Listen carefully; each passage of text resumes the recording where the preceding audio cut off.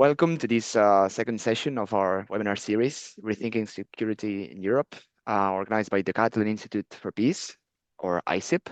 My name is Paul. I'm from the Alternatives for Security area at ICIP. And well, this series takes place during this month of May and early June and brings together scholars, practitioners, civil society actors to critically reflect on this transformation that Europe is undergoing in the terms of European security. In these 5 sessions, we're exploring core tensions surrounding security, militarization, and today's session is entitled Who's in Security? Objects of European Security, and the aim of this question is to question one of the most fundamental and often overlooked dimensions of security policy. Security for whom and at whose expense?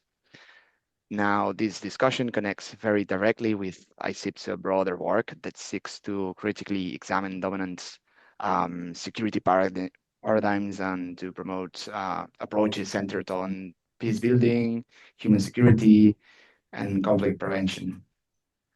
Now, I would like to introduce, sorry, Sonia, can you turn off your mic because I'm, So I would like to introduce our moderator and rapporteur for today's session, Jara Mejia González. She's a master's student in international relations, security and development at the Autonomous University Barcelona. And she's part of the Latin America department at CIDOB right now.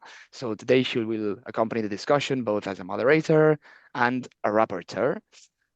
She will help guide the conversation and synthesize some of the key ideas and reflections emerging from the debate between our 2 guest speakers today, which we are very happy to have, Pol Bargués and Wilbert van der Zeijden.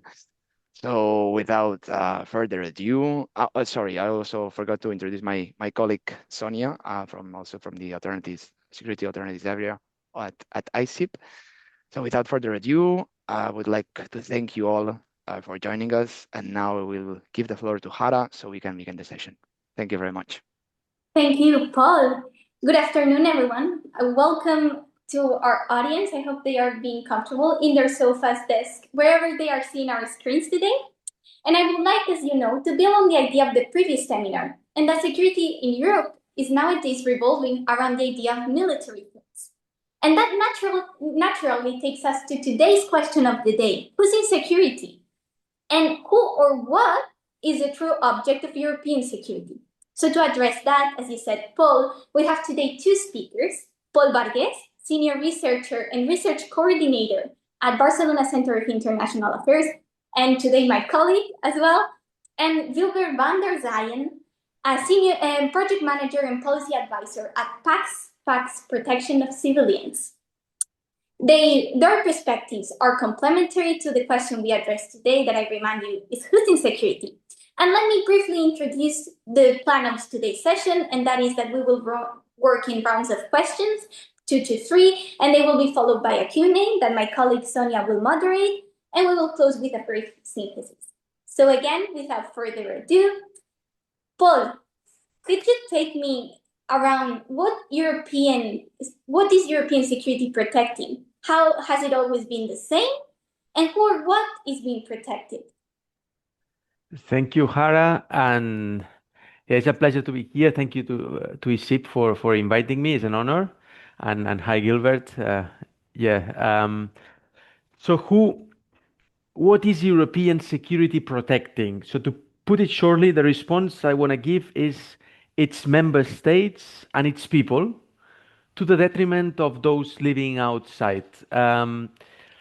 This has historically been like this. Europe sometimes explains the narrative that it is a continent that is, after the Second World War, increasingly integrated to create a zone of peace, to create security, to create wealth.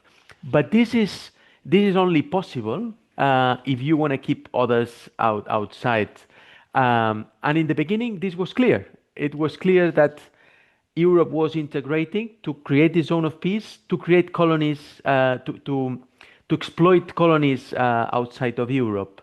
And it was a deal by the member states at the time to just protect the benefits from those colonies. NATO, as a defense alliance, has been about community building in Europe, but of course has been about security and community building in Europe to avoid a major contention, another war in Europe, but to keep others outside. And NATO is, of course, a defense alliance against the Soviets in the Cold War, against Russia or China today.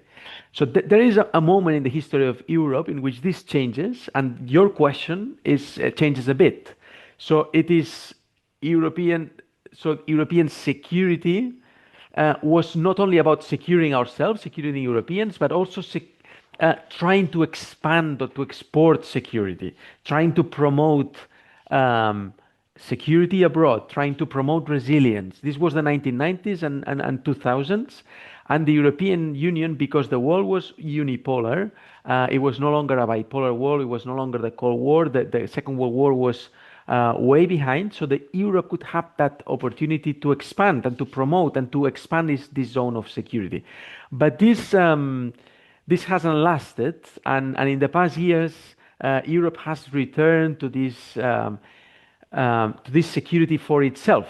Is an inward way of doing security, and we can talk about the recent crisis. But COVID was about preventing vaccines, or vaccines first to the Europeans, and then if there are extra to the others, including those that are partners or part of the enlargement process, or we could talk about Ukraine. Ukraine is about the security of Europeans, and Europeans are secure as long as the Ukrainians keep fighting the war. Well, allow me to abuse the debate, but could you tell me what was the turning point in which European Union started to look inward again? There is no exact moment, but of course, in which the European shifts from a continent or the EU that tries to export and expand this zone of security to protect others as well as Europeans. But a decisive moment for sure is 2008. 2008 is when the BRICS present themselves to the world, when China finally rises, and Europe and the West suffer from the first crisis, the financial crisis, and then from that crisis there's to Schengen crisis, to Brexit, and to other crises until today. And 2008 is particularly relevant if you remember, or we have all the image of Beijing and the Olympics in Beijing, in which the China did the perfect ceremony, the perfect opening ceremony, with 3,000 drummers doing drama at the first time with blue skies because they had removed the clouds. So it was the moment in which China had risen. China was a superpower, and it had more power than the Europeans and as much as or as close to the Americans. And that moment, Europe was the first time in which it could not really think about exporting everything without considering that others were competing and were actually doing things better than Europeans. So I would say that 2008, with the crisis in Europe and the rise of China and others, would be the turning point towards the crisis that we live in today, in which security is only about ourselves. Well, I don't know, Wilbert, if you coincide with that. 2000, do you remember 2008 as that magnificent Olympic Games? And they were, I remember, I was little then, but I remember there was so much humanness in those games. And I would like you to bring that nuance to the same question I'm going to ask you. Again, what is European security protecting, or who or what is being protected? From your experience, what can you give us? Can you bring some nuance to it? Yeah, thanks, and thanks for having me on this conversation, which is, I would say, like sort of finally or something. Old enough in my career, I'm that old. I would already talk with people in my work about European security, maybe in like, I don't know, like 1999 or 2001. years like that, and then people would have there would be no conceptualization of what is European security at all. It was really strange for a while. It's like I remember doing interviews with people about this topic, and people talking extensively about America and American security and Americanism, and sometimes not mentioning Europe once, although all the questions were about Europe anyway. But this is a sideline. So yeah, I concur with what Paul already said. I think there are different ways of looking at what is it actually that Europe is protecting or is trying to be secure. What is it trying to secure? Sorry. Like a very traditional way, of course, is to say like it is trying to defend a territory. Europe is a territory. That automatically leads to the very typically European question: what is it then exactly that you're talking about, right? Are we talking about Europe as the continent? But that would then also maybe include Russia, but maybe not. So, but how do we include Ukraine in that conversation? Or is it about the EU? But then, we exclude a whole bunch of countries. That's also strange. So is it the countries that participate in the Song Festival, right? So does it include Australia and Israel, but not Morocco and not Palestine? It's like it gets really murky, and that's a very typical European problem that we have. I agree with that the more important thing to talk about probably is that shift that we all see, and I also agree that it's very difficult to pinpoint one particular moment, but it's, I think, fair to say that we come from a period where Europe, generally speaking, felt secure, especially after the Cold War, but also partially during Cold War, and that allowed Europe to sort of freely export a whole bunch of ideas that it thought were worthwhile, but also because Europe thought it served its own purposes, right? Militarily, but more especially, I would say, like economic and sort of, like, so it managed to expand its interests in sub-Saharan Africa and the Middle East with quite some ease. It was quite secure in that sense. And Europe felt secure itself, right? Like a lot of us did not expect there would ever be a European war for a long time. So Europe defends its territory, but also Europe expanded that sort of perspective that it's more than just territory. It's also ultimately, it's actually about the people. The center of gravity, NATO says, is the protection of the people that live in the NATO territory. The EU very explicitly talks about human security as a sort of the central organizing factor in a lot of its policies, at least until recently. And that's a concept that already existed, but especially grew in the 90s and after 2000, right? And because we had that interlude, maybe it might turn out to be, where Europe had that luxury of being so secure that they could talk like that and export those ideas as well in a certain sense. There's other ways of looking at it too, right? You could say like some people say like Europe is also protecting a certain set of values and a way of life, right? And depending on where you fall on the political spectrum, I think that's more comfortable for you to talk about it like that or maybe less comfortable, right? I think, for example, people on the right tend to quite easily talk about it as defending a way of life. We have built this up. Now it's under threat. So this is something that we need to protect ourselves again. It is also about security in that sense. But ultimately, I think it's the more important conversation here is those currently very rapid shifts that we're seeing, where we see a shift back in a sense to being very focused on the defense of territory and the stuff that's in it, not necessarily the people. So this human security concept taking less of a central role in a lot of the very recent policy decisions, but also in some of the recent documents. But especially in a lot of the actions that we see of European countries and Europe as a whole, right? So this human security framework that was so central at one point is less central now and seems to be on the decline in that sense. And the same goes for that idea of Europe as a value-based system that also needs to be protected. That seems to be, it's not gone, right? So this is not like a black and white situation, but that seems to be on the decline. Yesterday, I was in conversation in Brussels with a lot of people from the EU about their new strategy for the Sahel region. And you could see that play out there, right? So it's like we are more willing now, for example, to work with governments in the Sahel region that are very far from being democratic, are not adhering to human rights very well. Like 15 years ago, that would be impossible because Europe would say like any engagement that we have with a country like Burkina Faso or Mali needs to be paired with a program or a project that is about democratization, about human rights. And now we're saying like, yeah, okay, well, that's not actually the role that we have anymore. We don't have that leverage anymore because they can just go to the Russians or to the Chinese. So if we still want to maintain a real connection to countries like that, because we also have interest there, but also we want to help them to a certain extent as well.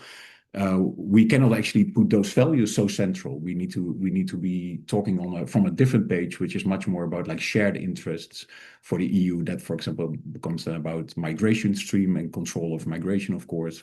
And in return, the EU is still sort of then, but on a much less prominently, also still exporting some of its values. So it's still saying like, and then we can help you to improve your human rights track record, for example.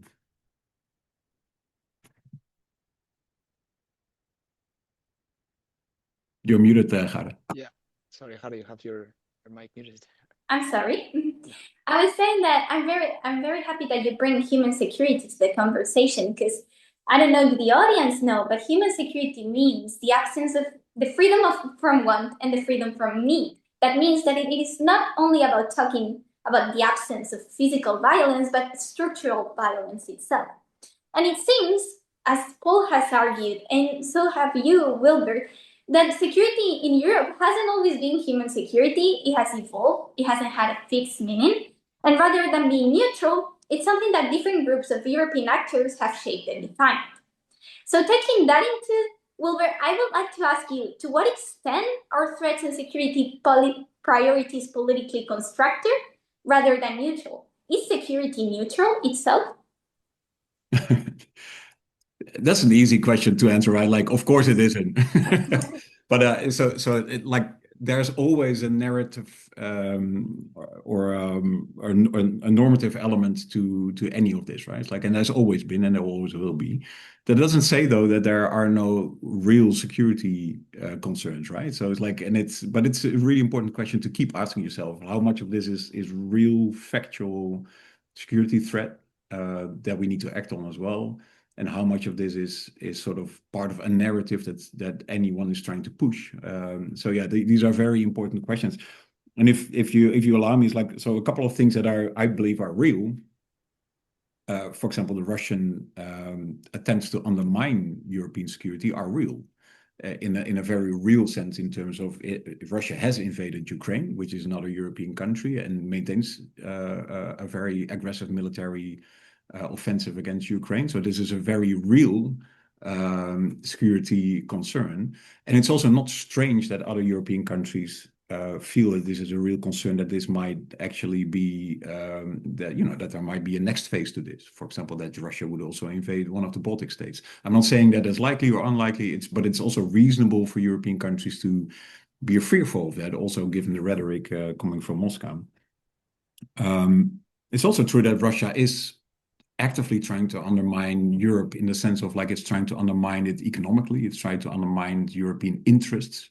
For example, in those Sahelian states that I was talking about yesterday, there's much more now a language of competition between the EU and Russia, but also between the EU and China than there was in the past. So these are real concerns in that sense. That doesn't mean that it's not also spinned as for narrative purposes, right? Like the people will always then use this also for a normative purpose or a political purpose.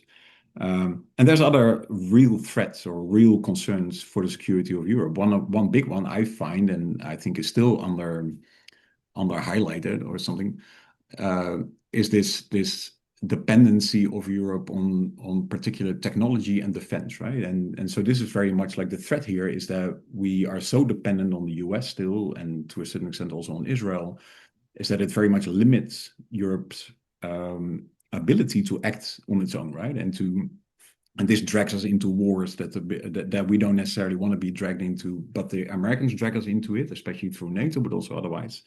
But there's also other problems that creates. It also makes European countries to a certain extent complicit in the war crimes currently going on with the support of the US, I would say.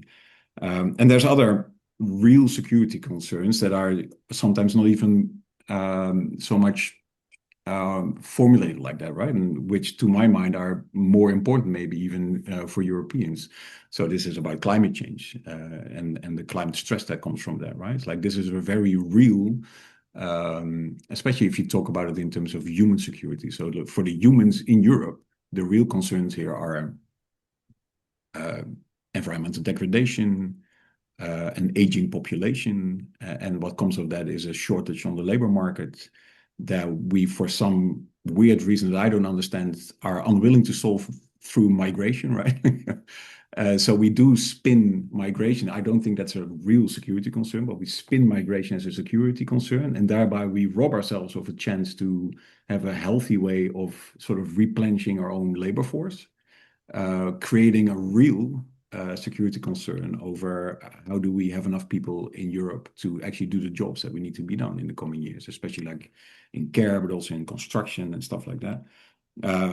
I don't know. It's like this is not, it differs per country in Europe, of course, but I think a real security concern in Europe is, or in many countries in Europe, especially my country, for example, is the housing crisis. Is that we just don't have the right houses for the right amount of people. But in other countries, I think in Spain, for example, it plays out in a different way. It's much more about like what happens to the countryside, villages being empty while there's not enough space in some of the cities and things like that. Those are real crises and real security concerns for the future of European people. So not so much necessarily about the territory, but very much about the people. And by this sort of shift in focus now again to rearming Europe and focusing on the Russian threat. Again, not saying that the Russian threat shouldn't be taken serious, but there's a risk here is that by refocusing that, we then drop the other concerns and forget to focus on those also very real concerns for the population of Europe. I would like to pick up on the point of creating a security threat and how security has been in international relations studies. We have seen that there was a widening of security after Cold War because other fields could be securitized, right? So Paul, could you build up on this and speak how perception is involved in the understanding of security? Excellent, Hara. Thanks. Yes, it's huge. Perception, I wouldn't say is everything, but almost everything, in the sense that, say Spain. Spain has never fought a war against Russia, but of course that Russia now has a nuclear weapon is a threat, and Spain has fought who knows how many wars against France, and the fact that France has nuclear weapons, it's apparently is a protection, is a security issue for Spain or Catalonia. So I mean, this is Russia and Spain have fought against France, right, in the Napoleonic Wars, and today we cannot never conceive that this is a possibility. So the construction of security is a process that unfolds in history, and it's not only about materiality, but it's also about perceptions and vocabulary, the language we use to talk about security that matters. There is an article in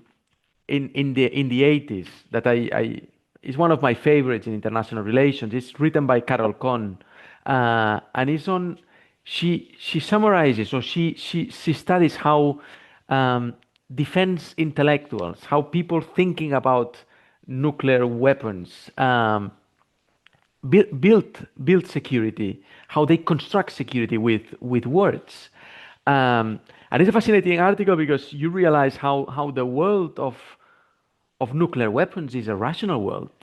The size of the bomb matters, who strikes first, the possibility to have a second strike, so that if you get hit first, you still can hit after that. So these people are planners, they are managers. At the same time, this Carol Cohn says, it's just all this is full of euphemisms, metaphors, abstraction that alienates us from the real world, because they think that when the bomb drops, there is collateral damage, but this collateral damage means thousands of people, uh, thousands of casualties, many more injured, um, territories, buildings destroyed, and a territory that will whose consequences of that explosion will last for decades. So it's how could that be called collateral damage? So in language, in words, is detached or sometimes detached from the real materiality of things, and that's why it happens. And the key point of the article is not this only, but that it is a trap. It is a trap, and once we start constructing security in with particular words, with a particular vocabulary, with a particular logic, then it's very difficult to go back and to go outside of it and ask also important questions that are real and that affect us. And this is, in a sense, this is what might have happened to Europe, perhaps that Europe in few years ago, 20 years ago, or 15 years ago, was all about economic security, right? How interdependence, how we create a union that can exchange goods, a market economy, etc. For a while, it was about security, and today it has turned into defense. Everything is about defense, security as defense. We no longer talk about development as security or peace as related to security. We focus on, or European leaders focus on defense. And I'm not saying that this is not obviously a key element in today's security, but it's not the only one. And Carol Cohn's article and other theories that put particular emphasis on language could help us understand that we are constructing this discourse, this narrative of defense being the only option in today's world, in which the nuclear weapons are the only way we have to deter. And for instance, we forget that diplomacy is also relevant, or cooperation is also necessary, and that security is not only about acquiring nuclear weapons to have deterrence or deter the enemies from attacking, but also some other elements like peace, cooperation, resilience as other key words that could help us make sense of security and insecurity. I'm so glad that you brought this article. It is one of my favorites as well. I really enjoy about Carol Cohn's article, the intersection she does with gender studies, semantics, language. And in fact, that is what happened to human security. From military security, it became a field of interdisciplinary studies, right? So I'm glad you brought that article because it is really amazing and I welcome the audience to read it. And Paul, language and meaning, how we speak about things, that is what Carol Cohn says, actually makes us approach those things in a way. It set us a path. So why is there a persistent gap between the rhetoric of human security and its implementation in policy and military agendas?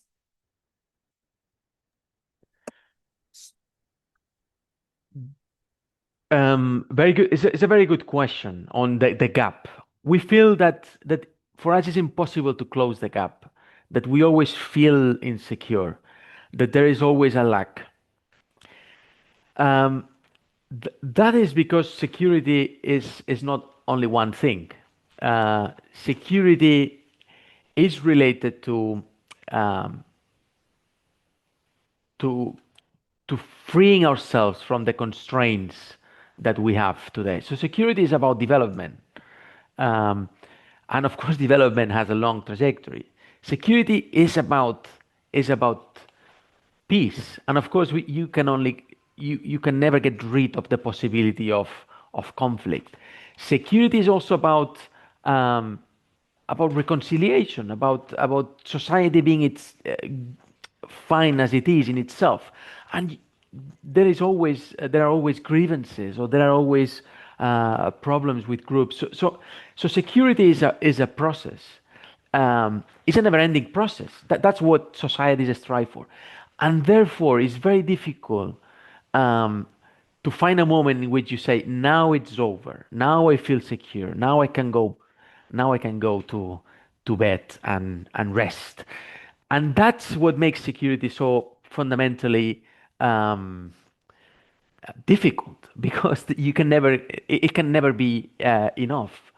Um, Now, today, I don't think today we have. This is one gap. Today, the gap is another one. It's because if security is relational, if security is about an opponent, then there is another gap, or there is a new escalation, because you want to be have more capabilities than the other. But if the other also fears that you are acquiring more capabilities, then it will also acquire more weapons, or will do this another action in order to for its economy to grow, and therefore you could feel more insecure. So security also has that dimension of the other security is also a bit your insecurity, and that has an escalation. It's a spiral that is very difficult to stop, to break, because there is always distrust. And even if you think, okay, now we are on good terms, we are in cooperation, there is always a moment in which some or one party or actor starts distrusting the other, and then is where the gap widens again, because the other's action is seen as a potential aggression to you in the future. Therefore you need to invest in more weapons, or in more defense, or in walls, in whatever, with defense asset. So that's another gap that can never be closed, because there is never a moment in which there is full certainty and full trust between two actors. And this is the other problem that security has. Well, it appears that the culture of less is more doesn't apply to security, to human security. So if we are talking about this gap, these two gaps that never close, Wilbert, what do you think about it? What do you believe is the gap between the rhetoric of human security and its implementation in policy? Could you give us some nuance on the civilian perspective, perhaps, or cooperation? Yeah, I would. So speaking from because this is very central to the work that I do. So like my daily work is that I work with governments, especially, for example, currently with Iraq, Burkina Faso, South Sudan. We work with governments, but also with military forces. I talk to NATO, to the EU, to UN troops about how do you provide security, right? So it's like, and it is true, there are enormous gaps between what we say in the policies, or what we even say like in mission statements, right? Like if we send a military out to do something, what we say that they're going to do is often quite far, quite far removed from the effect that they end up having. So this is like my daily work to talk to countries about like where does it come from, what can you do about it, why does it keep happening again, right? And there's a couple of levels I think where you can answer this. One of them, on a very practical level, it is also often just that it is easy to make a political decision or a political statement. Say that you're Iraq and you say that you're going to protect children now during combat. That's a sort of declaratory statement. That sounds great. You then also say to all your military, from now on, we have to do better in protecting children. But the doing of that is actually really hard. It takes training. It takes specialized people who know how to do this. And that's very important for this story. It takes a monitoring system. It takes an openness to learn from the mistakes that you will still be making, because there will be mistakes, and a political willingness to then sort of not only identify those lessons, but actually learn them and learn from them, and then get better at it over time. So another problem here is that the memory of people seems to be very short. It's like every country that I go to that has just recently been in a war, everybody's super convinced that the ultimate objective of security is peace, right? And a war only exists to the extent that we want to achieve peace as soon as possible, because people will then remember again how important that is, right? And to maintain peace, guard peace, secure peace, you know. But over time, you know, people forget about it again, and you know, maybe you can just export this and have a bunch of military people look at it, and it becomes their task. It's not our concern anymore. But anyway, so it's like there's this very practical element where it's just really hard. It's much harder to do consistently and do it well and learn from it and be transparent about it as a society than you might maybe think, or than you might realize from just listening to a bunch of politicians or a bunch of policymakers in, I don't know, EU, UN, whatever. But there's another, and I think it's important to talk about that. There is, and it's to my mind more worrying, because there's a very, very real current backlash and pushback against any of these concepts going on. The US is literally pushing out everything that has to do with protection of civilians, human security, civilian harm mitigation, literally to the point of writing it out of their policies, right? They're ordering people to not use these words anymore. They're firing everybody who in his job description has any of these things. And that's not only for the US, that has an effect on NATO. So NATO has disbanded its human security unit. And they're telling all the other countries in NATO that this can no longer be an organizational principle going forward, right? Those states may or may not directly listen to the US, but the US is very influential, et cetera, et cetera. So there's a real pushback.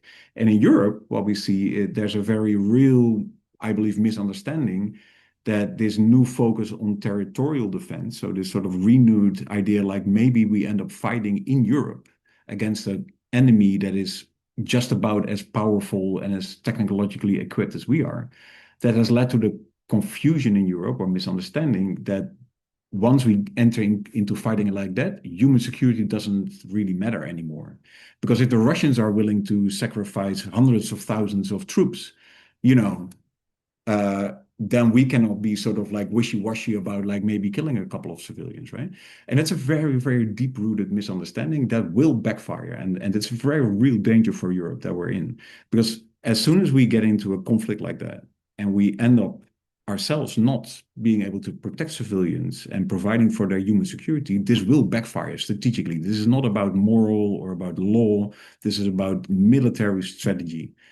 If we do not provide for the security of the people in Europe, they will turn to others. And this will undermine the willingness in Europe among populations of taking that burden, right, of defense. So with all that talk that's currently going on in the EU, but especially NATO, of like we need to sort of band together, we need to show unity. Actually, what they're doing by pushing out this focus on human security and how do you achieve peace through other means also than military means, is actually leading us down that path where we will end up in the same situation as we've been before in Afghanistan, in Libya, in Iraq, 2003, where we think we're winning the war, but we're losing the peace, as we call it, right? So it's like militarily, we may actually be doing not that bad from a purely military perspective, but we're not actually winning the peace in the sense that the outcome is something that leads to peace, is good for the people in that space that we're trying to that we're working in, and that may actually still then ultimately defeat the European project in that sense. To quote Johan Galton, I'd say human security is turning towards negative peace again. Yeah. So thank you very much for the 3 questions and your views. They were very, very rich. And I would like now to give the floor to the audience to ask you some questions, perhaps some comments, and Sonia will be moderating that part of the session. Thank you very much, and I will see you in the conclusions. Thank you, Hara. Thank you, Hara. Take some minutes so that you can prepare your final remarks and conclusions. And thank you both, Pol and Wilbert, for your discussion. While people start writing their questions or raising their hands, I'm going to go ahead with my first question.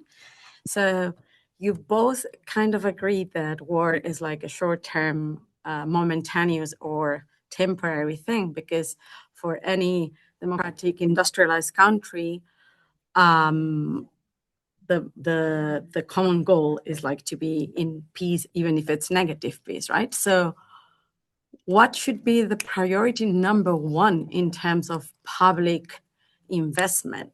Should it be armament? Should it be technology? Should it be energy? Because new wars are hybrid, we know that, and doesn't look like Europe is preparing for any direct war in a short term.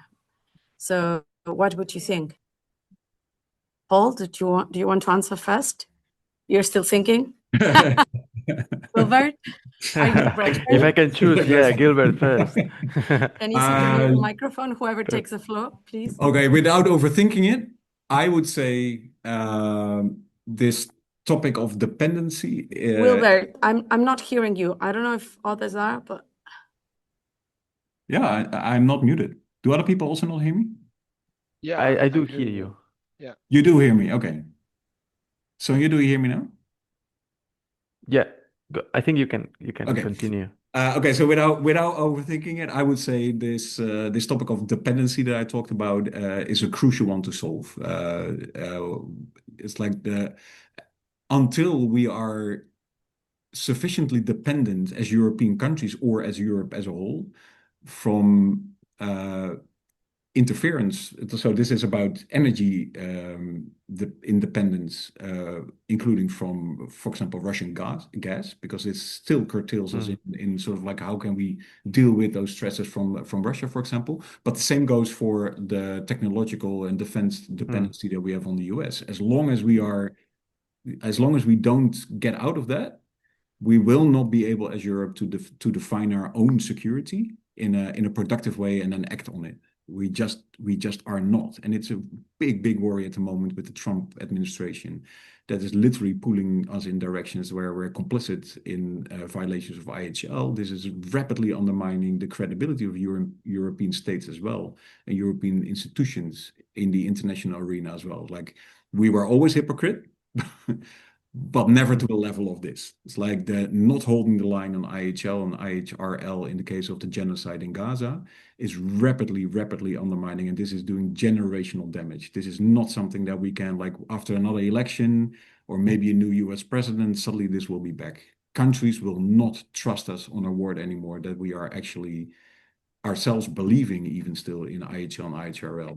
It has become like a voluntary thing that you can apply and adhere to when it suits your purposes. And if not, you just violate it. You just claim that you do it and you violate it without any repercussions.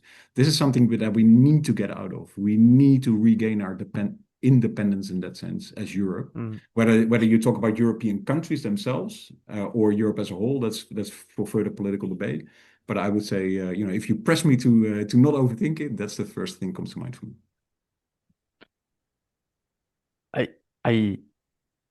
I couldn't agree more to what Gilbert suggests. I think focusing on strategic autonomy, this is something that the EU has been talking for a while, but it's always scared to do so, because that means that you would count less on America to protect. But this is necessary. It's a necessary step.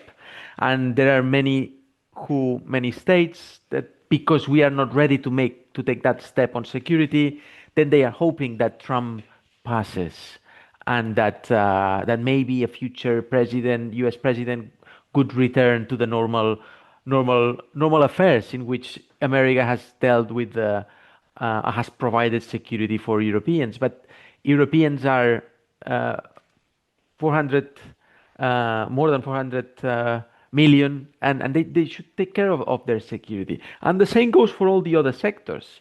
Industry. Europe needs to invest in its industry so that it can be, again, cutting edge in technology and in cars and all these races, whether it's the weapons race or the technology, cars, all these.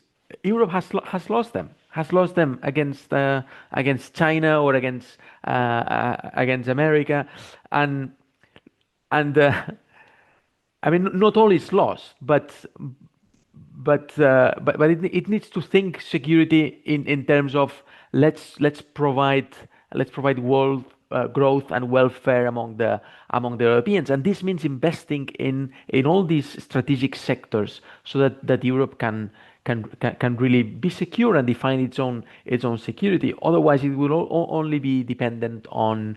Now is the US, maybe like in the future is also some investing in China, but it's going to happen. It's going to happen the same problem of being too dependent on others for its own security, broadly understood, not only in terms of a defense alliance like NATO, but broadly understood as a continent that can provide growth and welfare to their citizens, continent that can do so, and that's the priority, to think of security as a wide concept and think of security in terms of strategy and autonomy rather than think of it as how others could help us provide security. Thank you very much, Paul and Wilbert. I'm just going to briefly take over as Sonia is having a bit of technical problem. Well, is there any other question among the audience? I cannot see if somebody wrote on the chat, or yes, we have a question from Ines Pastor. So she asked, which are the most relevant assets in the EU, which is not overlooking and not making the most of them?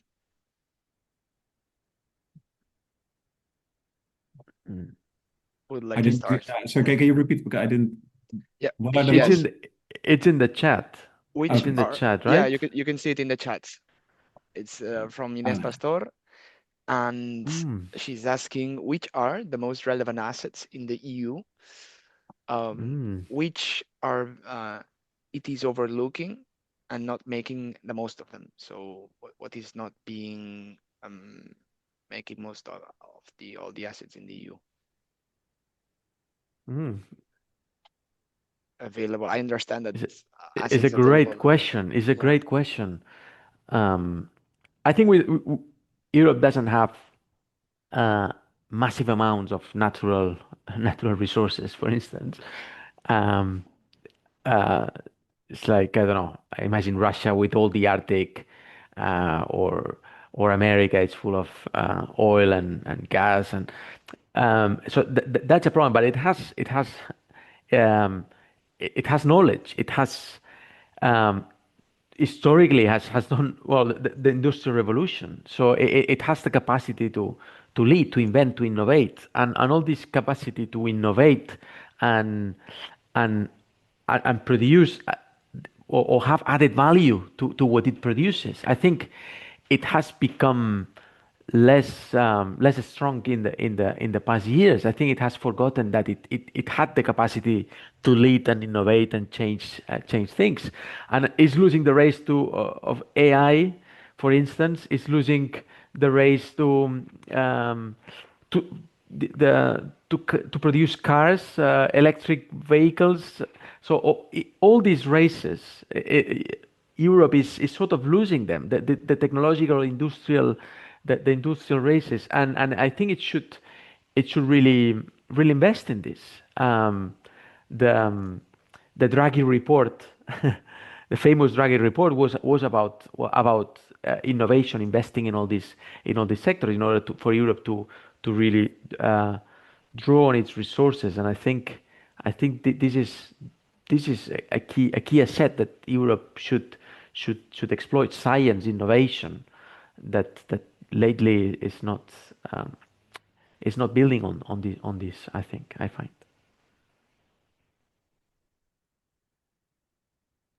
Thank you so much, Paul. Wilbert, would you like to add something on that? Yeah, I tend to, and this may be the most controversial thing I'm going to say today, but I actually think we're constantly underestimating Europe. It's like internationally, there's this narrative that Europe is failing hopelessly, but we've been hearing this. I'm 53 years old. I've heard this for 53 years. We're still consistently the richest, most happy countries most of them are in Europe, right? The most egalitarian societies are in Europe. The most free societies are in Europe.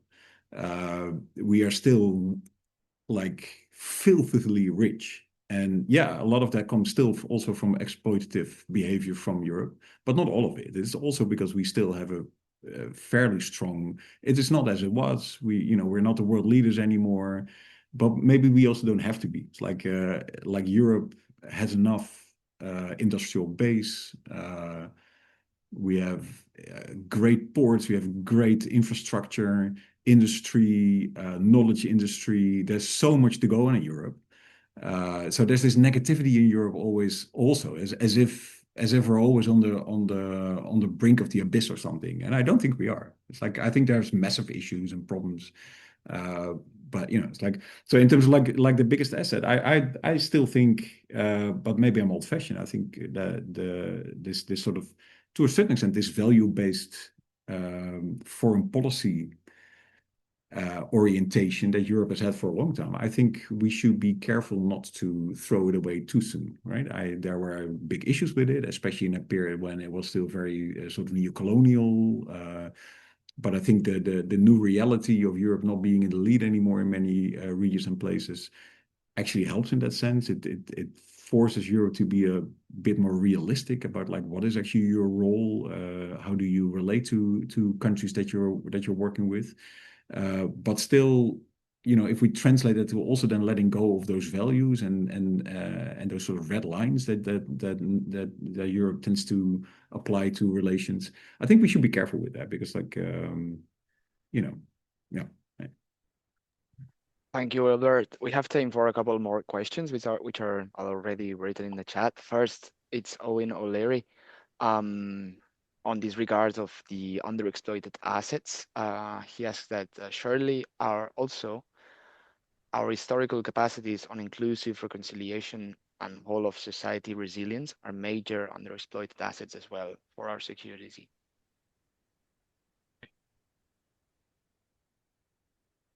I agree. Yeah, no, it's like there's a lot of wisdom also that we're not tapping in. It is sometimes like Europeans are also just not used to look at each other and look inward for this type of wisdom, right? Like, again, it depends on where you are in Europe. Like, at least in the corner of Europe that I am in, we have become so Americanized that we don't think that people from Germany, the Netherlands, Belgium, Luxembourg, Denmark have any sort of own sort of collective historical wisdom to share here. Like, we will all look to the Americans for any solution that we need, or we have done for a long time. But now, and that's actually the interesting part about the current sort of pivot back to being scared of Russia, is that there's a lot of attention for like the defense concepts that have been developed in Finland in the past, or in the Ukraine in the past, or in the Baltic states. And I think that's interesting because it actually liberates us to a certain extent from a very American-dominated way of looking at security. And that can be for better and worse, right? I mean, it can be that actually leads us down a path that, I mean, the history of Europe is not particularly glorious when it comes to building peace in that sense, right? But it's also interesting because it may also lead us to understand more about our own security than that we can get from listening to the Americans always talking about our security. Mm-hmm. On that, I can say that the what's his name? Sorry, Eon O'Leary. Owen. Yeah, I think Owen it's Owen. It's a great point, and Europe. I mean, human security. The idea of human security was well developed in Europe, and that's an asset. Social resilience. This is another one that. There have been ways of living that Europe has developed. You would say democracy even. So all these values, they are. I mean, they are crucial. I think there should be an exploitation or the development of these values. The problem has been when you wanna export those values and think that the world will receive them and welcome you with those values and ways of doing that, that could be a bit a bit naive to think that the world works like that. To think that when I can export these models, because probably people have other models or ways of understanding their societies, and therefore, talking about security, I think.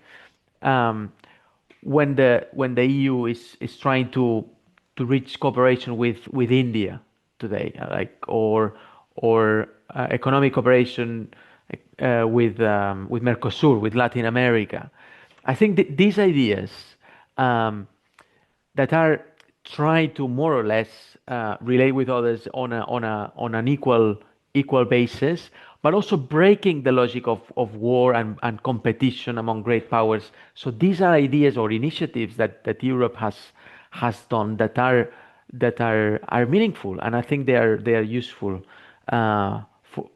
for Europe to grow and to be more secure, not only today but in the coming decades. So these gestures of expanding of relation, establishing cooperation, and Europe was invented to do that, to do so. It was not a geopolitical project. It was a project to really establish relations, right? And these relations is what Europe should promote, or try to promote, and it does so. It's not that it never does. It does so in some instances, but we often see another kind of dominant narrative, right? The narrative of the defense, the narrative of. I agree with Gilbert that Europe has like a self-undermining narrative of we are too small, we are still dependent on the U.S. We need the Americans in order for us to be secure. We cannot do it by ourselves. All these narratives that is the opposite of the narrative of establishing relations, fostering areas of exchange or cooperation, and on an equal basis, not because of values we feel that they are superior, but because of opportunities that may arise, and that there might be a mutual exchange. Thank you so much, Paul and Wilbert, for these two questions. For one final question, really quickly, and then I will give the floor to Jara so she can give the final remarks. From Lucas Barros, who also will be the next moderator for the next session next week. He asks, I understand the danger of military technology dependence and the need for more strategic autonomy in that matter. But what would an increase in those spendings mean trade-off wise? We have mentioned the housing crisis. How would budgets work with more expensive in a military industrial complex?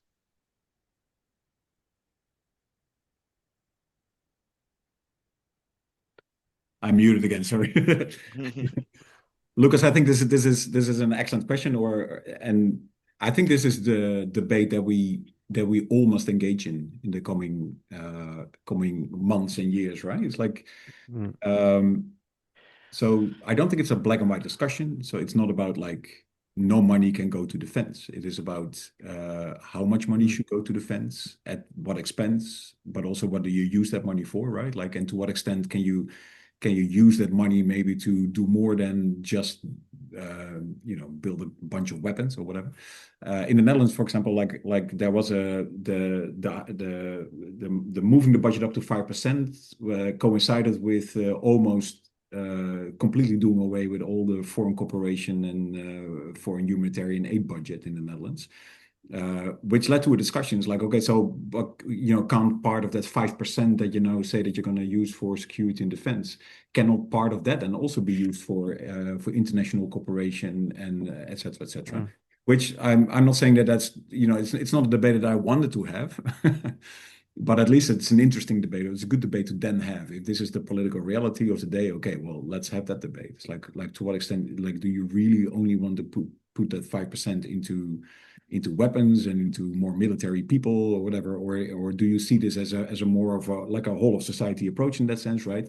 If security is more than just territorial security, it is human security. What does that then mean for your investments into human security? for the future security of your country and of Europe. And it is at least leading to interesting discussions, and already in the Netherlands at least, but it's just also maybe the political, momentum or something to a somewhat sort of like change back to, okay, so maybe we can actually have a better, not forget to also focus on human security and international cooperation. Good. Yeah, it's a key question, for our days. When NATO members decided to increase its defense budget up to 5%, Spain said that they couldn't, right? Spanish government said that Spain could not reach that 5% because what would it that imply to all the other areas, policy areas that are important to the Spanish people, and I think the compromise between these two positions is that, I mean, it's not that it should be like that, but the compromise between those that think no, defense is the only option, and those that think no, but what will happen with all the other areas, is just to say that defense is not only arms procurement, but it can also mean developing a society. For instance, improving roads and improving trains and infrastructures, connecting better with France and with all the Europeans. So it is a transformation of a society beyond the defense. Now, you might still feel, if your concern is housing, as it is for most of us, then you say, no, I don't buy this. But I think that compromise is where societies might go to say, okay, yes, defense is important, but defense need also be part of a broader picture of improving ways of living, and that means infrastructure, industry, and economy. I think that's the compromise that we might be exploring, or European societies might be exploring. Thank you so much, Paul and Wilbert. And with that, I'll just give the floor to Hara so she can give her concluding remarks, and then we'll put an end to this webinar. Thank you.